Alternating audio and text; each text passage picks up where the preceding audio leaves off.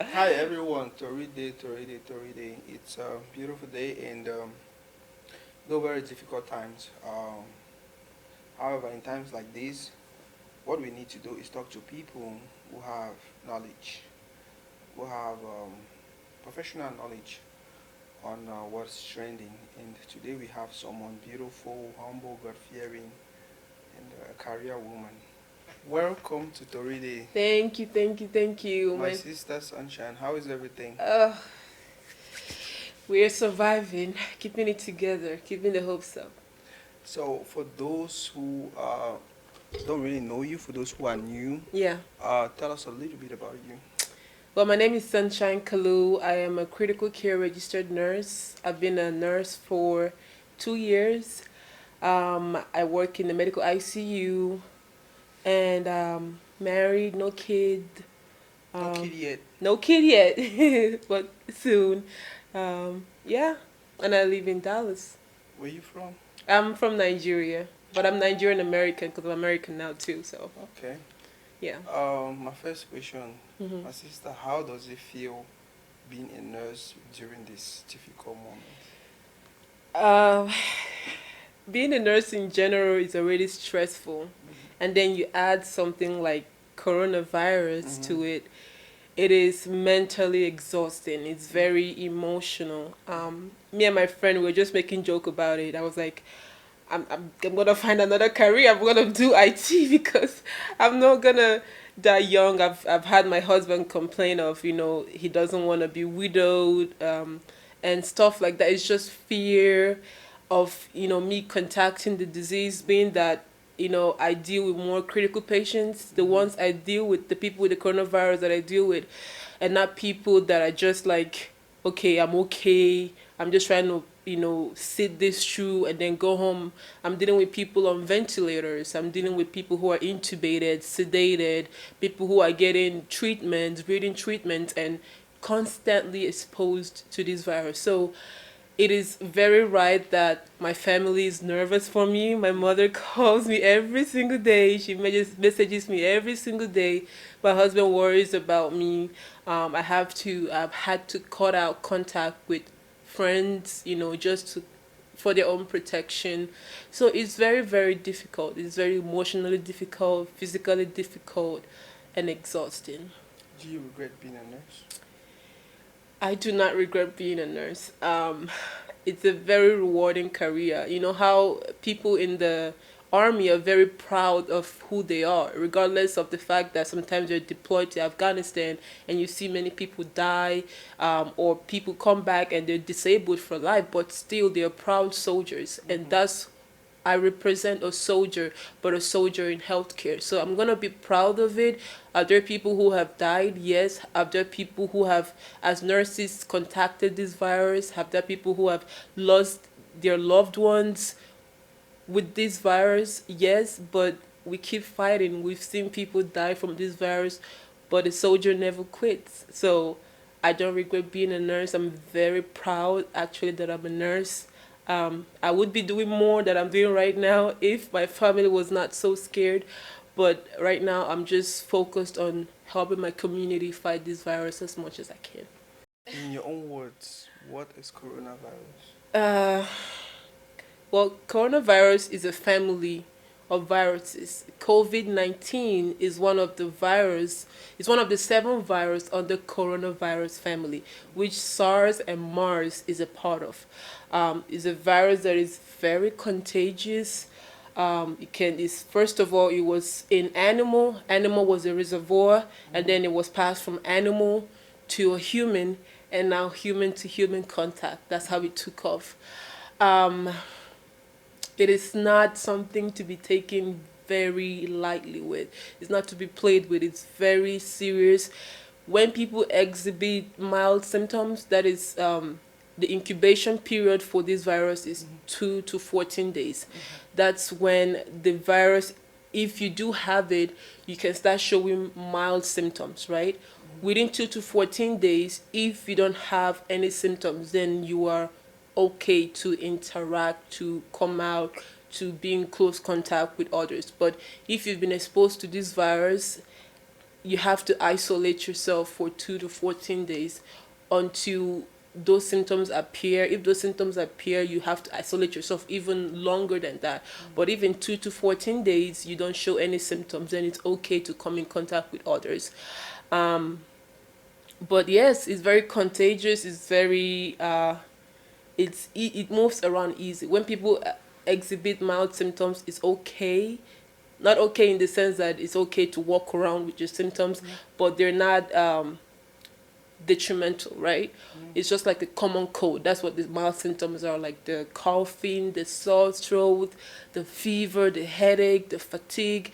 But it can go down really quickly. I've seen people who came in with mild symptoms, and before you know it, 2 days being in the hospital, they're intubated because their lungs, the virus has attacked their lungs so badly they need to be on the ventilator.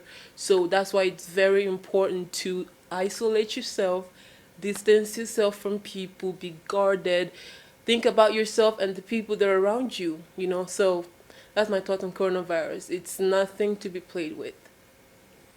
Can we talk about the symptoms? Yeah, so like I said, mild symptoms, it has a range of symptoms. It goes from mild, moderate to severe. The mild one, like I said, like common cold, you can have the cough. Some have had dry coughs, some have had cough with a lot of sputum and flames coming out.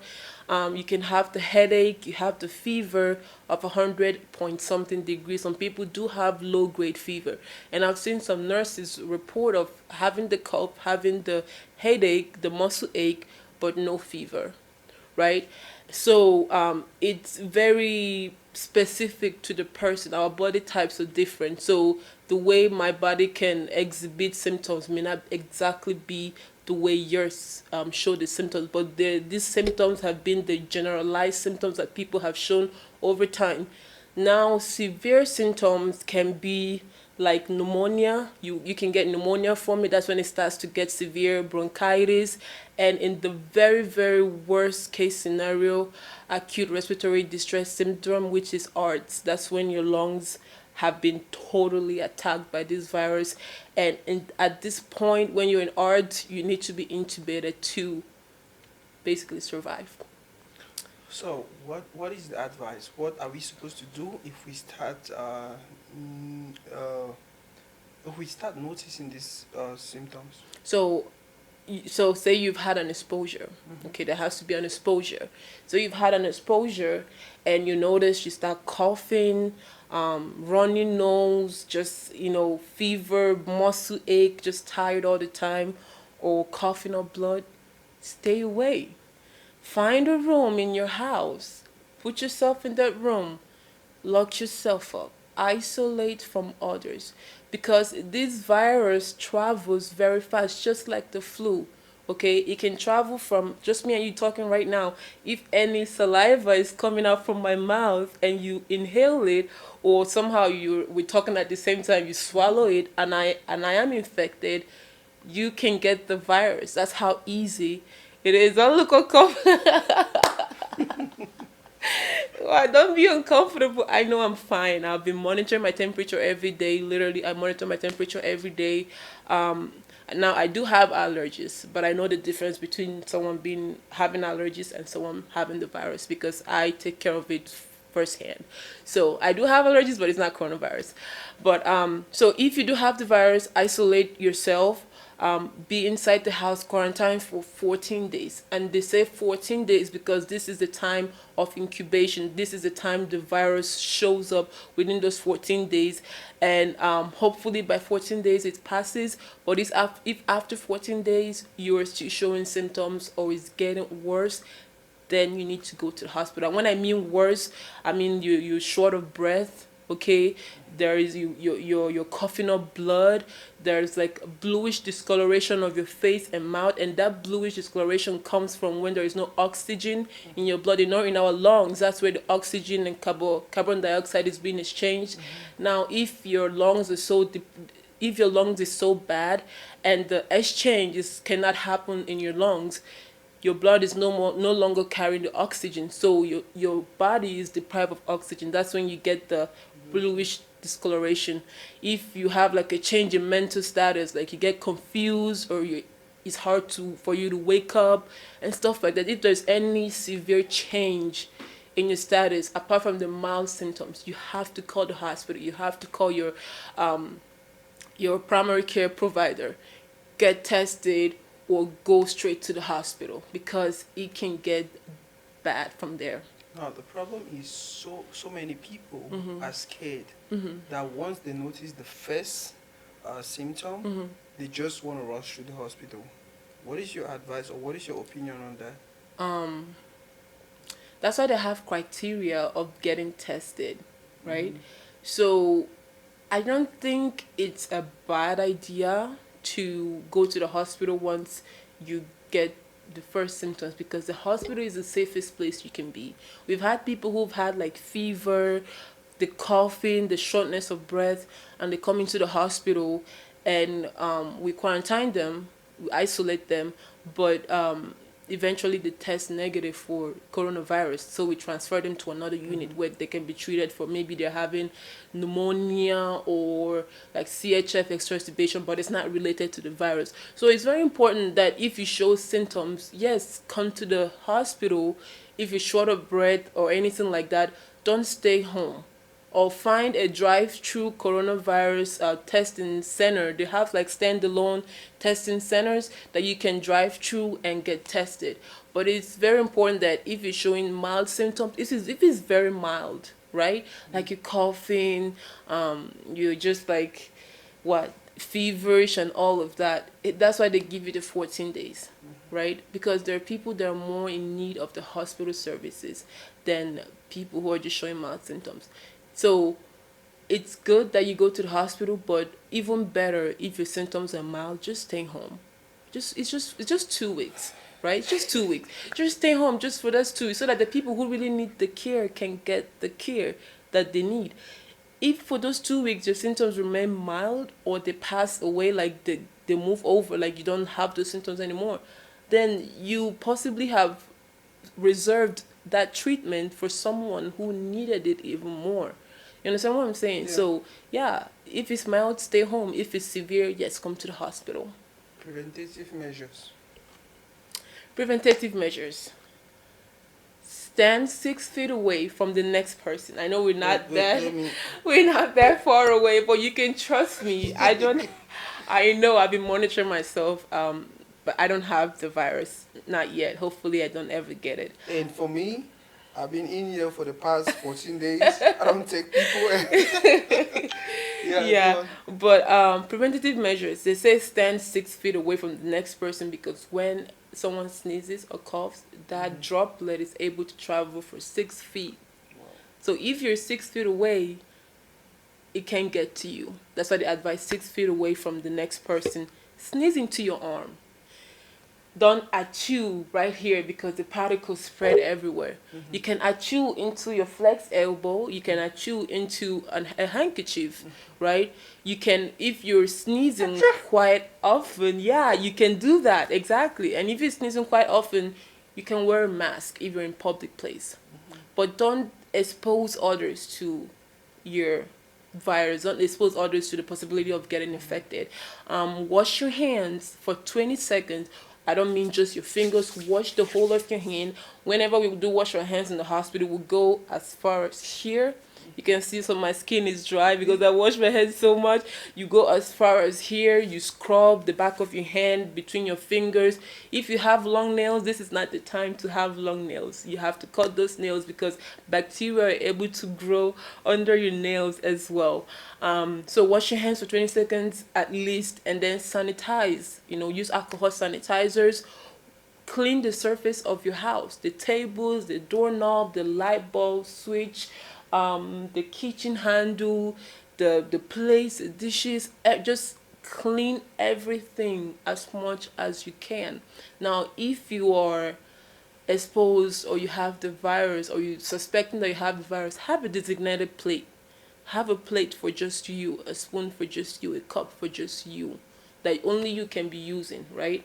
So that you don't possibly allow, expose someone else to your saliva or something like that. And then with washing your clothes, which is what we healthcare workers we worry about so much. That's why I thank God for my hospital, because they give us scrubs that we wear in the hospital, and then when we leave the scrubs at the hospital and go home in our own wear. So yeah, that's really good. I thank God for that. Not every hospital does that, but my hospital do it, so I'm very grateful for that.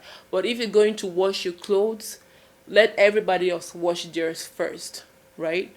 And then wash yours the last. And then after you've washed yours, wash it thoroughly. You can wash it twice or three times, right? Wash it with high heat, because heat has been said to kill the virus. It cannot withstand, it's not heat resistant. So wash it with high heat. And then once you're done washing your clothes, rinse the washer with bleach or some kind of like approved cleaning agent by the FDA. Not every cleaning agent can kill this virus. So go to CDC website, look at the FDA approved or CDC approved cleaning agent to kill coronavirus, and clean your washer with with the cleaning agent after you've washed your clothes, so that the next person can use it and not mix their clothes with whatever came out of your own clothes. So what lesson have you learned from working as a nurse during this coronavirus moment? Hygiene as a nurse. Sometimes we nurses, we feel like we are like bulletproof, like nothing can touch us. We've seen so many things. We've seen a range of diseases. We've taken care of range of diseases, and so sometimes we're, I wouldn't say absent-minded, but we're like I know this, I have knowledge of this. So sometimes we don't do as much as we're supposed to do. So this coronavirus has really taught me about hygiene, just being extremely hygiene, especially when I'm in the hospital. Sometimes you just do washing your hands for 10 seconds or 5 seconds, but you have to really do it for 20 or more seconds so that you can really clean your hands. You have to be careful with what you touch. You have to clean your table. So before this coronavirus, I'll come to work, I don't clean my table. I just come to work, I put my paper down, I start taking a report, I don't clean my table. When I come to work, I make sure I sanitize my whole workstation, So it's really taught me to be very, very extremely clean, especially when I'm at work, and diligent and careful with myself and how I expose myself to the general public. I'm a nurse, so I am more likely, there's a possibility of me getting the virus, but I'm less likely to get the virus than you are, because I work in a very protective environment, right? So people think because you're nurses, because you're in the hospital, you take care of people with coronavirus, you probably have the virus. It's not true. I've been stigmatized so many times. I've gone to Walmart, and I've seen people literally see me in my scrubs and they walk the opposite way. I went to Kroger the other day. I was approaching the sales associate. He saw me, ran back, and covered his nose. I was so embarrassed. I was so embarrassed. I did not want to cry. I just walked away from him. But I was so embarrassed because I'm like, why are you stigmatizing me? Why are you doing this? Like, it's not appropriate.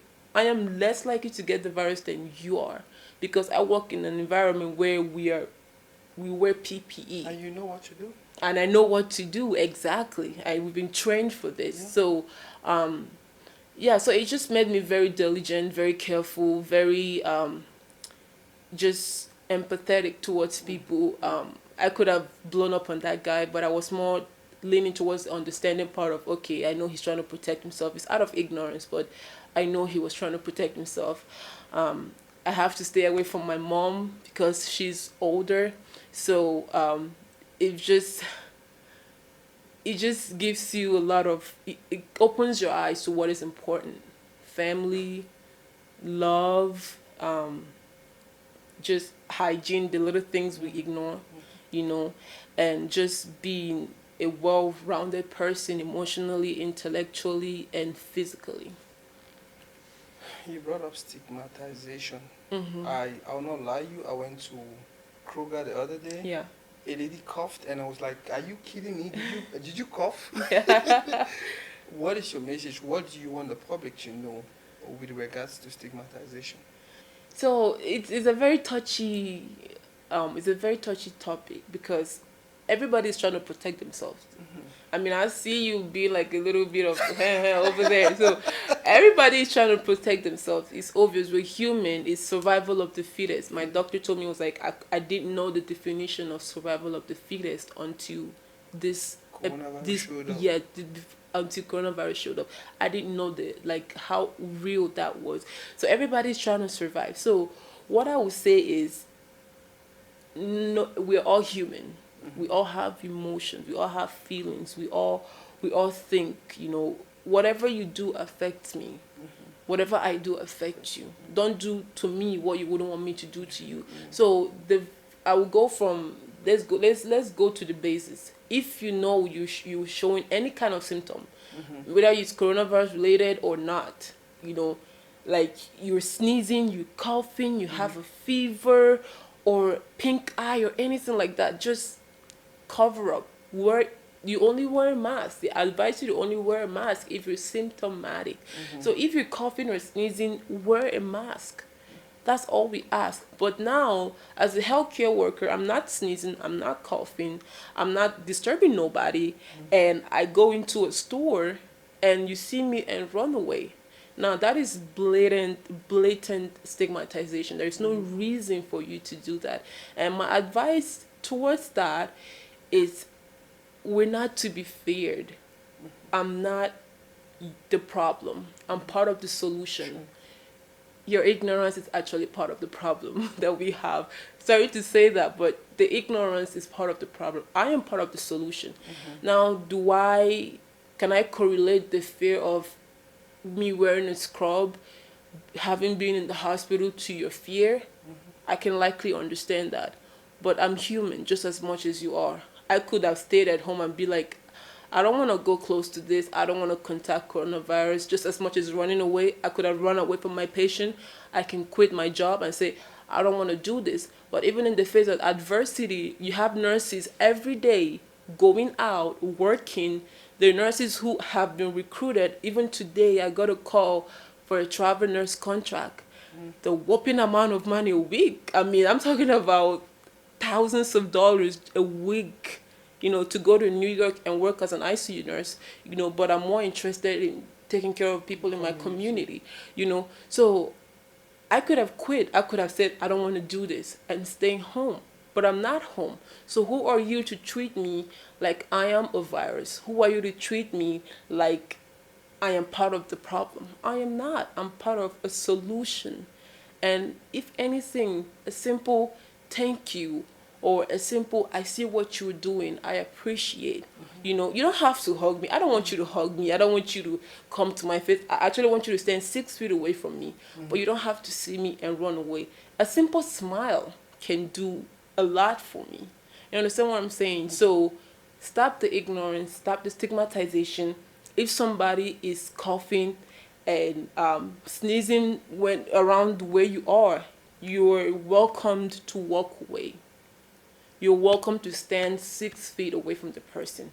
That's why they give you parameters of what to do if you're in that kind of situation. So you're welcome to stand 6 feet away from that person, but it's no need to like belligerate the person, curse the person out, or say things to the person that are very inhuman, because we're all human. We have our own battles. Understand me like I'm trying to understand you. Love me like I'm trying to love you. If you want to be loved and respected, then I expect you to love me and respect me the same way. So just before you do anything crazy, just remember that we're all humans and we have emotions and we have a personal battle. I want you to look into this camera. Yeah. And I know we have a lot of nurses, Yeah. doctors, people at the front line. Uh-huh. Say something to them. What can I say? Nurses, doctors, the cleaners, the hospital cleaners, the respiratory therapists, the people that work in the lab. I applaud all of you. You guys are doing such an incredible job. It is not easy to see something coming towards you to attack you and you go head on into that battlefield. It is not easy. I see what you're doing. I appreciate you. Do not be afraid. Even if in this war there are casualties, just know that the whole country is proud of you. The whole country is amazed at your hard work. You're part of a solution. It will go down in history that there was a pandemic in America, in the whole world, and you were part of a solution and not the problem. So look at yourself and appreciate your strength, appreciate your persistence, appreciate your consistency. I've heard so many nurses in Italy that have died. I've heard so many doctors that died in Italy, in China, even in the United States. I've heard about nurses that have died. There are casualties. There are going to be casualties in this war. But just know that you were the soldiers in this war and you fought hard and you're going to go down in history as a hero. So keep doing what you're doing and keep your head up, keep your strength up, keep your faith up. A little prayer goes a long way too. So I love you guys. I'm so proud of you guys. I'm so proud of being a nurse. I couldn't have been any other thing but a nurse. So be proud of yourself and God bless you. Oh, too much knowledge, too much knowledge. Thank you very much for coming. You're so welcome. Yeah. That is more to read. I'll get time for today.